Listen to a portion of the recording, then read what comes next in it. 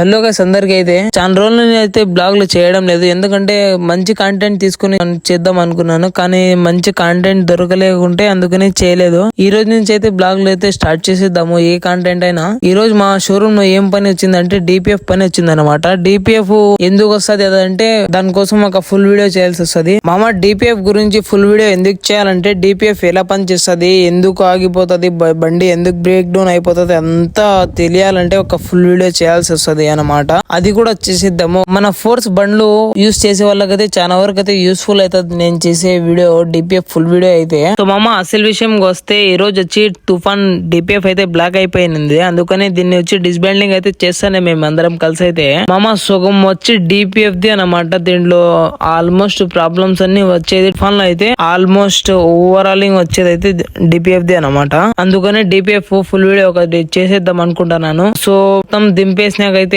Cleaning అయితే తీసుకుని వచ్చేసాం. చూడండి మామ, డిపిఎఫ్ క్లీన్ అయిపోయిన తర్వాత అయితే షోరూమ్ కి వచ్చేసి డిపిఎఫ్ ఫిట్ చేసేసి అయితే వెళ్ళిపోయినాం మామ. కలుద్దాం మామ నెక్స్ట్ వీడియోలో.